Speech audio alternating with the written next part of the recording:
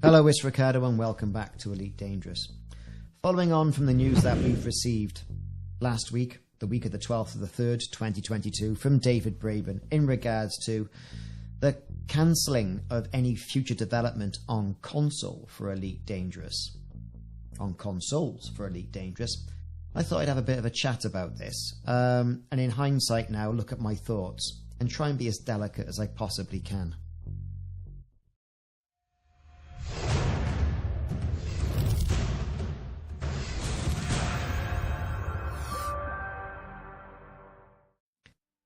So I'm going to be as delicate as I possibly can with this. This is a very delicate subject to try and talk about, especially with all the console commanders who have put thousands of hours, if not more, hundreds of thousands of hours into Elite Dangerous, working through the grind, going through power play, going through the engineering stack, only to be told that, hey, you know, we're not going to continue the story for Elite Dangerous on consoles. It's rough stuff. It really is.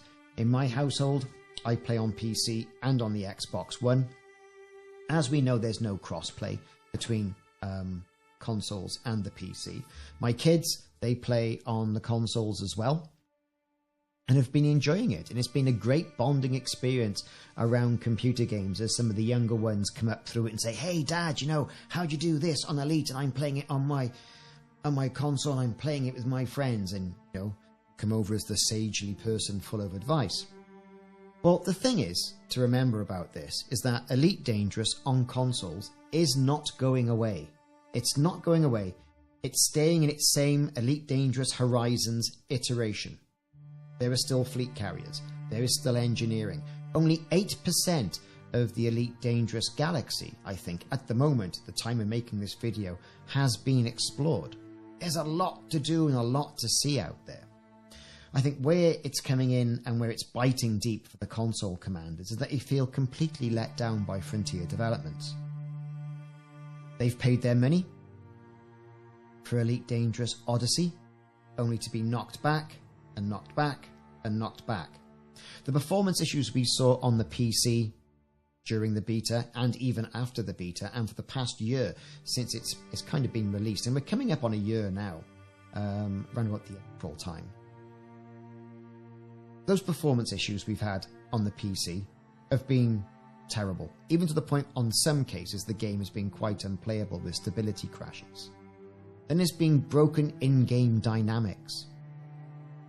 And then, you know, the hope of it coming to a console, even if it wasn't the old last-gen console, which, if we remember, you know, the Xbox One came on the market in November 22nd, 2013, and the PlayStation picked it to the post on November the 15th, 2013 as well. So, you know, it's been a good 9 years, give or take the shouting. And that's old hardware. But even if Frontier had turned around and said, hey, sorry, console players, you're going to have Elite Dangerous Horizons, Odyssey's going to be for the new stuff, you've still got to go out and get yourself a brand new PlayStation 5 or an Xbox X for hardware to even have a go at doing it. Like I say, a lot of commanders, including myself, can run it on an i7 1050 Ti graphics card or even a 770, now that a lot of the optimization has been done. In game there have been problems, loads of problems, and Frontier have been addressing them. So their decision now to go to a single code base and develop that code base into an Elite Dangerous story, a continuation of that story, I can kind of see where they're going for that in regards to development costs. However, it doesn't make things any different for Elite Dangerous console commanders. There's this question about, well, okay, I'll start playing it on PC then. I like the game so much. Great. How do you transfer all your commander details from one platform to another? Now, I thought you could just send an email to the help desk at Frontier Development and they'd sort that out for you. Apparently that's not the case. they will transfer your account and a credit balance, but not all your in-game artifacts, like your engineering, your ships, your fleet carriers. So that definitely needs a little bit of work. A lot of work if they're going to try and retain any community. After, let's face it, kicking them in the proverbial glowing orbs by this announcement.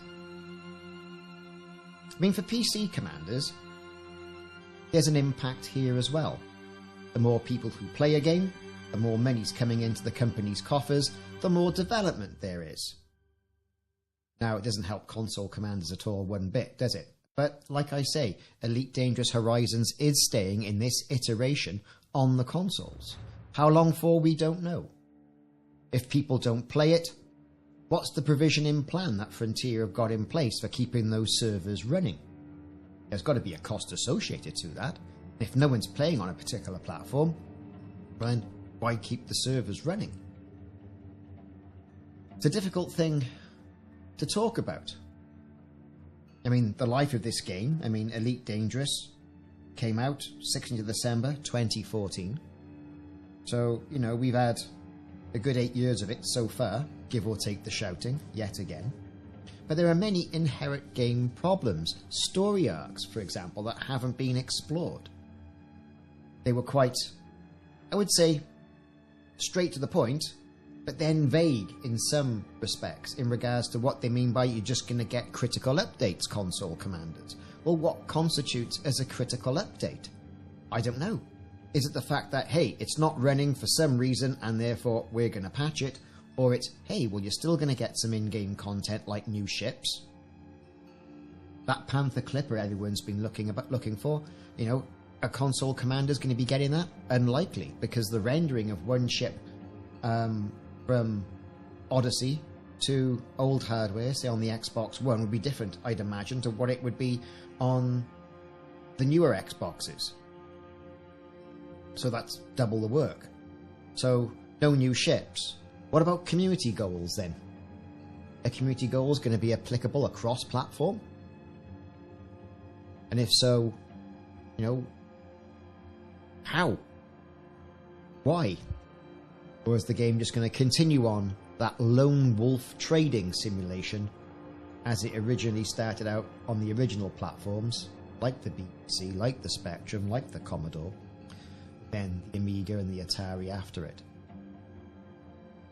These are the questions we need answering. And Frontier, I think, need to draw that line in the sand and say, right, the announcements come out from David Braben, great. We realise you have questions. Take it on the chin. Do a session. Go through all the questions that are in the news groups and answer them. That's what needs to happen. This horrible taste that's being left in console commanders' mouths. I've seen the social forums kick off. People saying, well, I'm uninstalling this off my console. I'll have the hardware space, the disk space, for a game that's not going to betray me. Strong words in some respects. Or, right, my fleet carrier, I'm going to fly it off to a particular system that again's been mentioned on the forums. We're going to park it there. We're going to fill the systems up with all these fleet carriers that have been grinded for, and we're just going to let them decommission. Boom, done. Strong words. But like I say, Elite Dangerous, for now, is not going away in its iteration on the consoles. Yes, you're not going to get the Odyssey content. You're not going to be able to walk around. And I'm not rubbing salt in the wound here. But the game as it stands today still works. The ability to do power play, attack Thargoids, the Guardian sites, trading, combat, exploration. I'm sure there's loads of other stuff that I haven't seen. There's spatial anomalies to go and explore. Like I mentioned at the beginning of the video, only 8% of the galaxy has been explored so far. But is this enough these days with other games coming around the corner? Starfield, God knows whatever else on the consoles, the new generation consoles, that Are they going to steal the crown? More than likely not. Is there a crown to steal, to be fair? A lot of people say the game has been in drastic decline for many years. I myself did a video on this. You know, hey, just look at the unused elements in the game. For example, the ranks, Imperial and Federation ranks is a good example. Okay, so you claw your way up to midshipman, or whatever it is, and you get yourself a ship. Or ensign, you get a ship, you get an assault ship. And you claw your way up then to admiral, and then yay, great, brilliant, or whatever it is, and then you get yourself a corvette, or you get yourself the duke, and you can get that imperial cutter. Great, you get to king. So what? What do you get when you get to king? Absolutely nothing. You don't get any subjects that are going to be able to follow you around and help you out in a fight, which would be really cool. You know, you press a button, help, and your bodyguards zoom in. Wouldn't that be cool? And a dynamic that could be used in both platforms. Where's your palace? Where's your base? In Odyssey, we've seen all these different blueprints. Weapons, suits, yeah, kind of got that. We know what we're going with that. Weapons and suit stuff. But what about the vehicles? Now, when the Scorpion came into the game on Odyssey, I thought, right, great, brilliant. We're going to have to use all those vehicle schematics to go and get that. No. Missed gameplay opportunity. Buildings. Do we get all these building schematics so that we could upgrade our fleet carrier, for example? Or use the ship schematics so we can upgrade your fleet carrier? Or collect those schematics and then unlock a ship, as opposed to the person with the most amount of credits in their credit balance just going out and buying 3 of them if they've got to elite and they can get into Shinrata or a system that sells them. The Thargoids, yes, they're a nuisance. And that's kind of all they are, really. Unless you can't jump from system to system without being interdicted by a Thargoid, and when I say being interdicted, I mean, you know, pulled out and physically it's getting on your nerves that you have to fight them back, as opposed to hiding in different systems like Colonia, then, you know, they're quite of a weak protagonist. The Guardians, what's going on with that? Oh, you can get some modules. Oh, fab. Are they going to turn up anytime soon? Is there going to be another race discovered, coming from the Outer Realms? What about good old Raxxla? Well, with a community of console players not out there searching for it because they've logged off because they're that disenchanted, trying to find that is going to be greatly reduced. But does it all matter in the grand scheme of things? Technology moves on, games move on. Perhaps it could be a blessing in disguise for console commanders. Now hear me out on this. I'm the same on PC. I play Elite. Great. Well, what about Diablo? What about Star Citizen? What about playing X-Wing? All these games I've got in my Steam catalogue, I haven't spent an awful lot of time on them. I've spent a bit of time on them recently, because there's been a bit of a lull. And are you missing out on other great games that are out there? The Subnauticas, the No Man's Skies, because you have been a hardcore Elite Dangerous fan. It's always going to be there. It's going to be a boomerang game for as long as those servers are active, like I've mentioned. But more importantly, when Frontier does release another game, how many of you are going to buy it? All food for thought, and I've rambled on a bit, and I'm terribly sorry about that, and I hope I haven't upset any console commanders by saying this. Just my thoughts.